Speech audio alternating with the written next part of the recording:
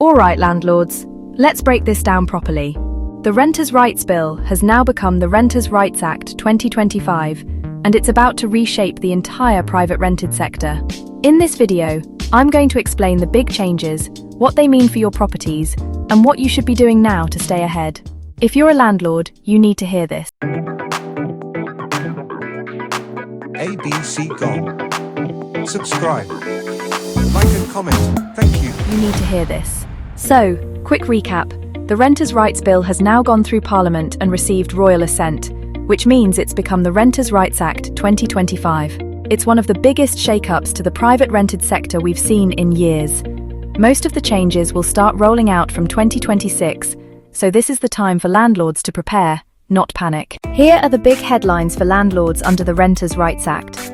No-fault Section 21 evictions are being abolished.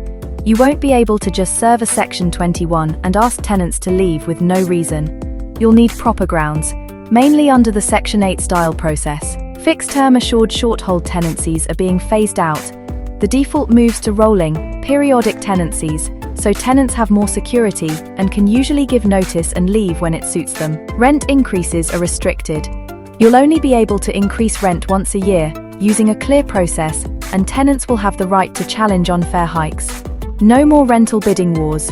You'll need to advertise a clear asking rent, and you can't encourage tenants to bid over the top. Limits on rent in advance. Landlords won't be able to demand big chunks of rent up front.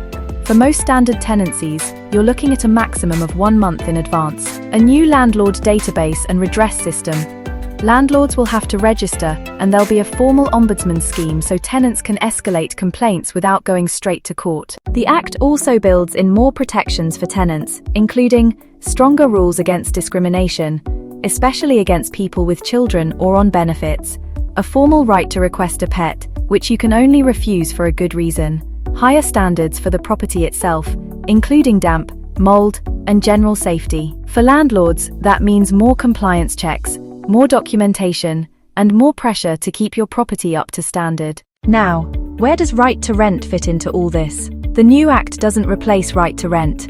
That still stands. You still have to check that every adult tenant has the legal right to live in the UK, and you still need a clear paper trail or digital record of those checks. What is changing is the overall enforcement environment. With the Renters' Rights Act coming in, the expectation on landlords and agents to be fully compliant on everything, from safety to paperwork to right to rent, is much higher. If you cut corners, there's more chance of being picked up and fined. So let's talk practically.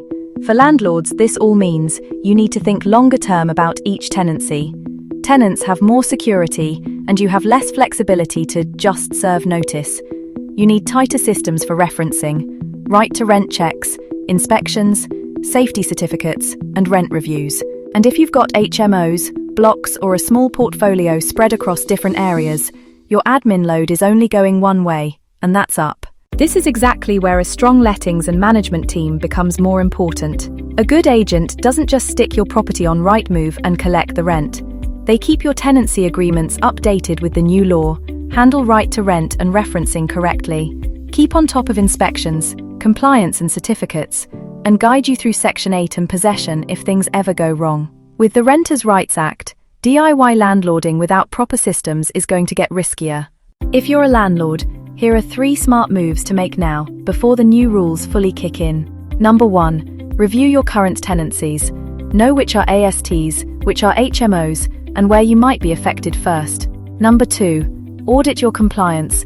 Check your gas safety, electrics, smoke alarms, licenses, right to rent process, and how you store your records.